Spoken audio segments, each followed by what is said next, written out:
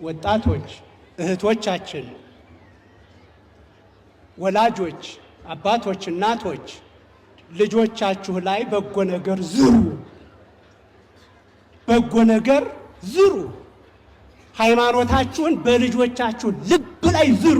አንገታችሁን እንዳያስደፉት፣ ሰረቁ ተብለው እንዳይታሰሩ፣ ለጥቅማ ጥቅም ብለው ሃይማኖታቸው ለውጡ ሲባል እንዳሰሙ በልጆቻችሁ ላይ እምነታችሁን ዝሩ። ቴዎብስታ ዛሬ ለእናንተ የምትለው ይሄንን ነው። እናንተ እንደ ቴዎብስታ በልጆቻችሁ ላይ መልካም ነገር ካልዘራችሁ ልጆቻችሁ መልካም ነገር ሊያበቅሉ አይችሉም። ያልዘራነውን ማጨድ አንችልም አደል ገበሬ?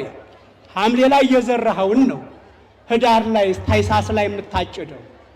ያልዘራኸውን ስንዴ ያልዘራኸውን ጤፍ ታኅሳስ ላይ ጥር ላይ ህዳር ላይ መሰብሰብ አትችልም።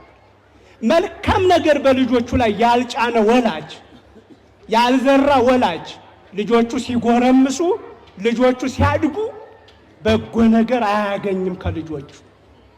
አይ ዛሬ ልጅ እያለ ያወራል ውሸቱ። ሳታስተምር ምን ሊያበቅሉ ኑሮ? አይ ዛሬ ልጅ የምንለው ሳንዘራ እኮ ነው። ሐምሌ ላይ ያልዘራ ገበሬ፣ ማሳው ላይ ስንዴ ያልዘራ ገበሬ ህዳር ላይ ለምን አላፈራህም አይልም መሬቱ ይላል እንዴ? ይላል ወይ? ስለዚህ ልጆቻችሁ ላይ ባነጋገራችሁ፣ ባለባበሳችሁ፣ ባኗኗራችሁ የልጆቻችሁ አእምሮ ላይ ክርስትናችሁን ጻፉ፣ ክርስትናችሁን ዝሩ።